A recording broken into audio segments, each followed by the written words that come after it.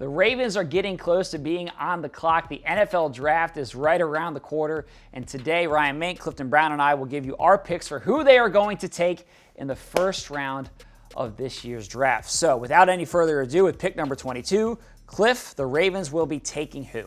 They will be taking Emmanuel Forbes, cornerback, Mississippi State, 6'1", 6 pick six in his college career.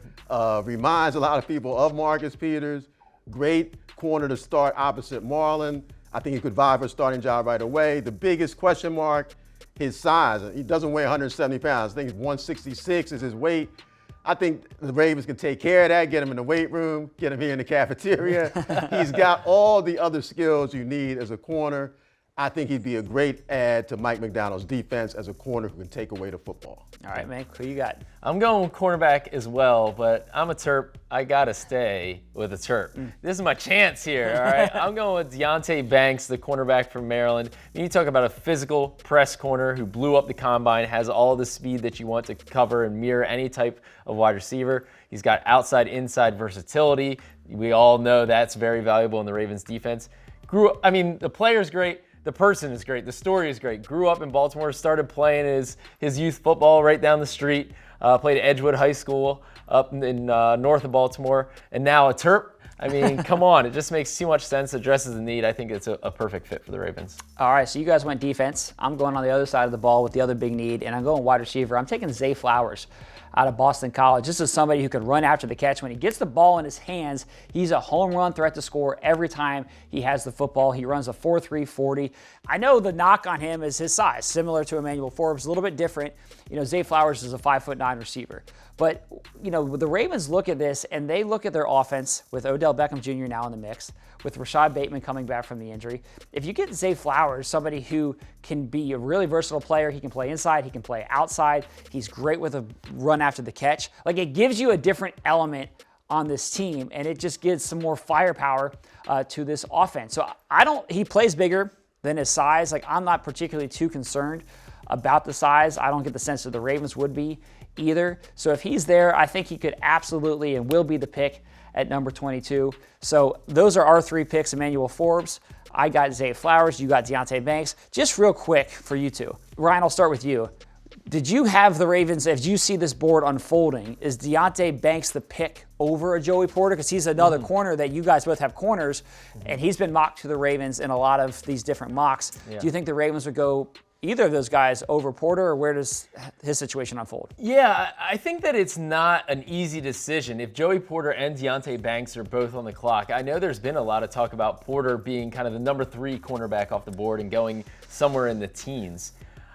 I don't know that it's a run the card to the table situation if both are even on the clock. I think that Deonte Banks fits the Ravens really well. And I like Cliff's pick. I hate your pick. No, I like Zay Flowers, but I don't want you to hit any pick. I like Emmanuel Forbes. I think that's a great pick too. I mean, you're talking about Marcus Peters. He's a free agent right now. Takeaway king, right? What better replacement than a guy who gets a lot of picks? So I like those two fits just as much as I like a Joey Porter Jr. Mm-hmm. Yeah, I just think that would be a really tough call. I mean, both of those guys are extremely talented. I think it'd be a long discussion in the draft room. The Ravens, by now, I'm sure that they kind of know which one they would take, but I think both of them would help the defense. And I do think that's Baltimore's biggest need right now is to fill that cornerback spot opposite Marlon Humphrey. So, Banks, as Ryan mentioned, the local kid, be a great story. You go with Porter. Seeing his father have to put on some Ravens gear, I'd be down for that. So either one would be fine with me, but it'll be interesting if they're both there to see what the Ravens would do. Well, here's the thing. If you take a wide receiver in the first round, which, like I said, I love Zay Flowers. I think he's an awesome player. Where does that leave you at corner? Now you're looking at, are you boxed into a third-round cornerback? The Ravens drafted 2 in the 4th round last year, Jalen Arbor-Davis and Pepe Williams. So, really what you need at corner is a starter. You need a starter right now. The Ravens could always bring in a veteran, but I think the way that it unfolds, if you take a corner in the first round and then a third round, let's say, or 4th round wide receiver, it just makes a little bit more sense when you're putting the puzzle pieces together. I mean, the situation has changed drastically over the past 2 weeks after the addition of Odell Beckham Jr. Certainly. if we had been doing this video 2 weeks ago, we might have had 3 different receivers sitting up here. That probably would have been the most likely. I agree. If you stack the needs, it goes cornerback, wide receiver in terms of the roster for this fall. But I still think you need receiver help in the short term and in the long term. Of course, Odell's on a 1-year deal at this point. They just go all in at wide receiver base. So you say, we promise to overhaul this room and really upgrade it. We're pushing our chips to the center of the table. Yep, and I think that the players who could be there, it's just interesting because with this receiver group, the Ravens could have a pick between maybe Zay Flowers, Jordan Addison, and Quentin Johnston, and Jalen Hyatt, potentially.